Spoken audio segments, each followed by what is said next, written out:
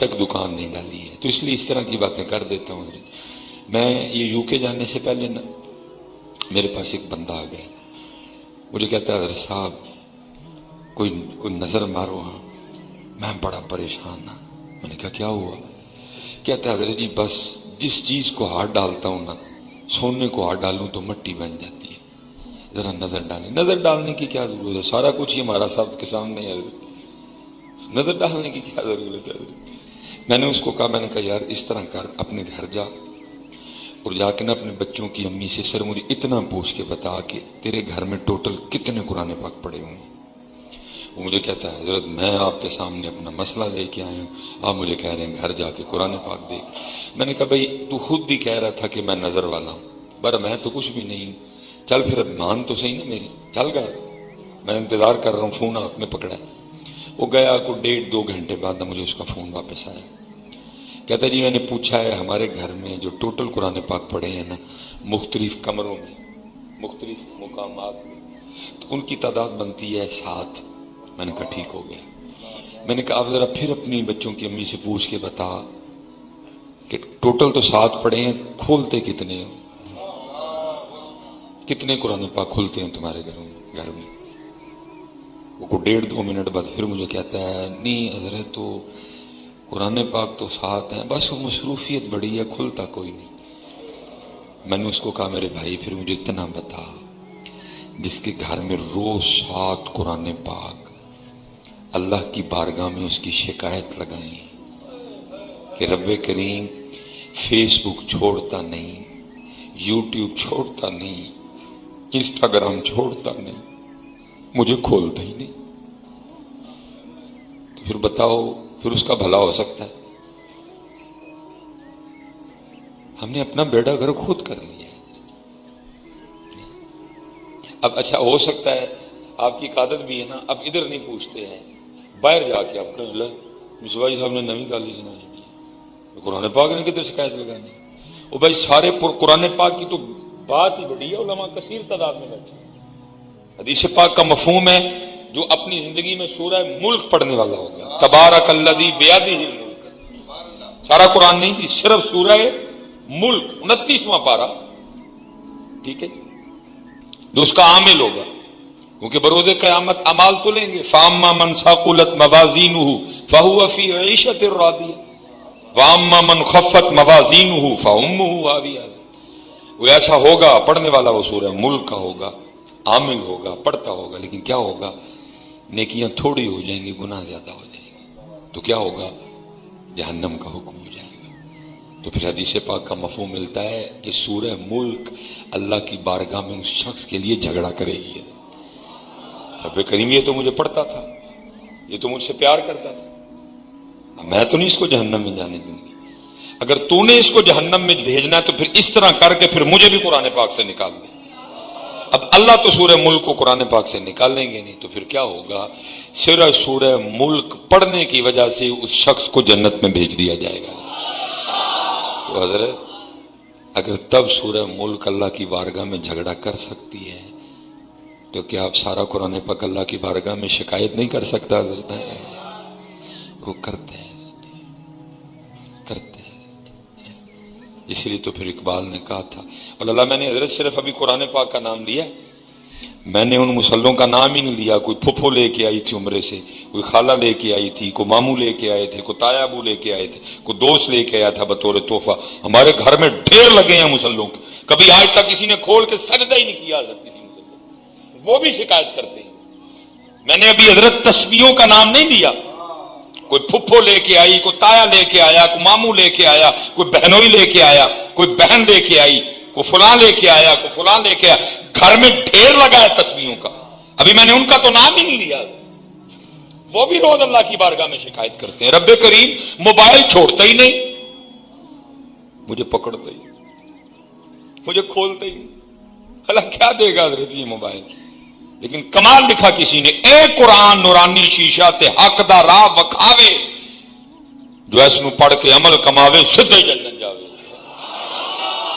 اور حضرت ہمیں سب سے بڑی صدا بھی اسی کی ملی ہے کہ ہم نے قرآن چھوڑا ہے۔ حضرت قرآن، لو انزلنا ھذا القرآن علی जबल लराइतहु खाशियम मुतसद्दियम मिन खशियतिल्लाह। हमने वो छोड़ा है फजूल तरीन काम छोड़ दिया। मैं ये पीछे भी कहता हूं, दुख होता है जी, हम सफर करने वाले लोग सारा दिन सड़कों पे रहते हैं, फ्लैक्सें लगी हैं बड़ी बड़ी, क्या है जी कनाडा में तालीम हासिल करने का बेहतरीन मौका। अल्लाह की कसम दिल दुखता है वो यार जिन्हों दे कोल कुरान होए वो कनाडा पढ़न जान दे, उनके पास कुरान है, बताओ मुझे भाई, वो कुरान तुम्हारे पास है कि कनाडा वालों के पास? कुरान तुम्हारे पास है कि यूके वालों के पास? कुरान तुम्हारे पास है कि ऑस्ट्रेलिया वालों के पास? वो कुरान तो तुम्हारे पास है। होना तो ये चाहिए था ऑस्ट्रेलिया वाले तुम्हारे पास आते, आके कहते भाई तुम्हारे पास कुरान है, इसमें लिखा है तिबियानन लिकुल्ली शै। तुम्हारे पास कुरान है जिसमें लिखा है वला रत्बिन वला याबिसिन इल्ला फी किताबिन मुबीन।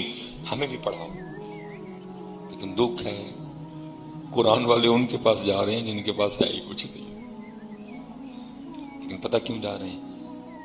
क्योंकि कुरान पाक हमारे पास है।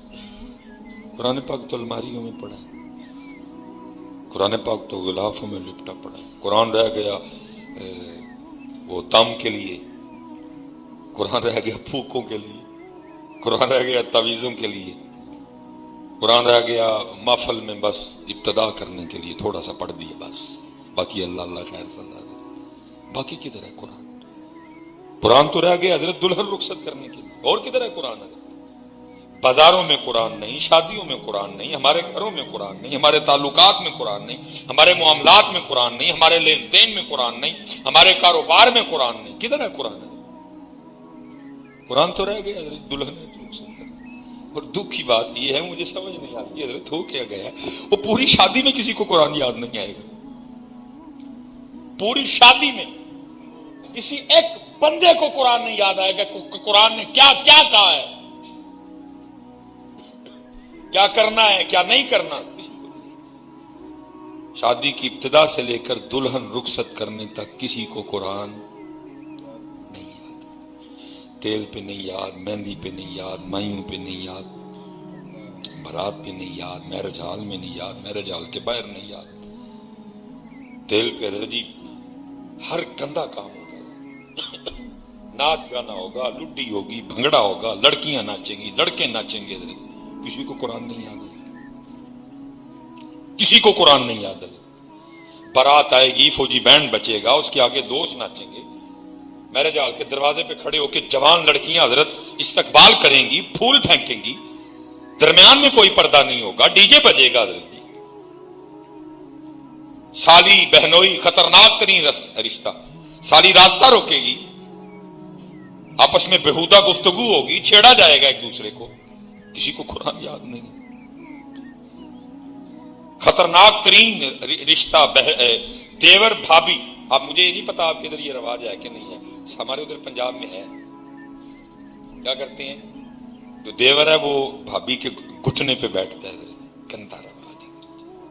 किसी को कुरान नहीं याद। फिर की होता है जब दुल्हन रुखसत करने लगते हैं तो फिर लोगों को कुरान याद आ जाता है। फिर लोगों को कुरान याद आ, कुरान है इसलिए था कुरान है, तेल पे नहीं याद आया। तब किधर था कुरान? जब नाचे थे तब नहीं याद आया? जब जवान लड़कियों को खड़ा करके उनसे फूल फेंकवाए थे तब नहीं किसी को पता था? दुल्हन रुखसत करेंगे तो कुरान। मुझे नहीं पता जी उस वक्त कुरान क्या कहता होगा रब की बारगाह में। ये कैसे कैसे लोग हैं। फिर क्या हुआ, फिर सदा ये मिली कि कुरान वाले उनसे पढ़ने जा रहे हैं। नहीं, कुरान पाक जितने अहबाब बैठे हैं, स्पेशल अगर जो वालिद बैठे हैं, मैं आप सबसे गुजारिश करूंगा तुसी कुरान खोलो। جب باپ قرآن کھولے گا بیٹا آٹومیٹک کھولے گا. پتہ ہے اب مجھے نہیں پتا، ہو سکتا ہے کچھ احباب ہوں جن کو یہ تجربہ ہوا ہو. ارے لوگ دم کروانے آتے ہیں مجھ سے، کس بات کا؟ حضرت صاحب اس کو دم کر دیں. میں کہا تھا حضرت صاحب موبائل نہیں چھوڑتا. تو میں نے تو نہیں کبھی دم کیا کسی کو. میں کہتا ہوں انہوں چھڑ آپ پہلے تینوں کرا، تو کیڑا چھڑ چڑے بھائی. انہوں نے کدھر سے موبائل لیا؟ ہم سے لیا. میرے بیٹے نے میرے ہاتھ میں کب قرآن دیکھا تھا کہ یہ بھی قرآن پکڑتا؟ اب دیکھیں نا جب بزرگوں نے تربیت کی ہے، لکھا کوئی بزرگ تھے اپنی بچی کو لے کے نا مچھلیاں پکڑنے چلے گئے. اب وہ کرتے کیا تھے؟ وہ مچھلی پکڑتے پیچھے اپنی بچی کو پکڑاتے. وہ کیا کرتی؟ مچھلی پکڑ کے نا اس کو دیکھ کے وہ پھر پانی میں پھینک دیتی. اب حضرت کو نہیں پتا کہ پیچھے کیا چل رہا ہے. اب ان کے خیال میں کافی مچھلیاں جمع ہو چکی ہیں. جب دوپہر کا وقت قریب آیا، انہوں نے وہ مچھلی پکڑنے کا جو وہ کانٹا تھا اس کو لپیٹا اور اپنی بچی کو کہتے ہیں بیٹا دکھاؤ کتنی مچھلیاں ہوئی. اس نے کہا بابا مچھلی تو کوئی بھی نہیں. انہوں نے کہا میں نے تو اتنی پکڑ کے دی تھی. انہوں نے کہا ہاں دی تو تھی. تو کہا وہ کدھر گئی؟ اس نے کہا وہ تو میں نے واپس پانی میں پھینک دی. تو پوچھتے ہیں پانی میں کیوں پھینک دی؟ اب سنیے اس کو کہتے ہیں تربیت. جب کبھی ہوا کرتی تھی وہ کہتی ہے بابا اب روز صبح ہم سب کو نہیں یہ کہتے کہ وہی مچھلی جال میں پھنستی ہے جو اللہ کی یاد سے غافل ہو جاتی ہے. جب آپ مچھلی پکڑ کے مجھے دیتے تھے نا تو میں سمجھ جاتی تھی اس نے آج اللہ کا ذکر نہیں کیا، یہ اسی لیے جال میں پھنسی ہے. آپ نے فرمایا یہاں تک تو ٹھیک ہے، پانی میں کیوں پھینک دی؟ تو کہتی ہے بابا پانی میں اس لیے پھینک دی ہم نے نہیں کھانی غافل مچھلیاں، کہیں غافل مچھلیاں کھا کے ہم بھی غافل نہ ہو جائیں.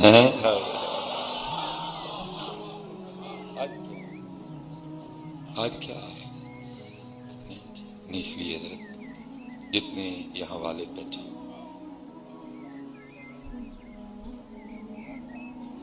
یہاں جتنے بھی والد بیٹھے میں سب سے گزارش کروں گا بھائی والد بنو اور اپنے بچوں کی تربیت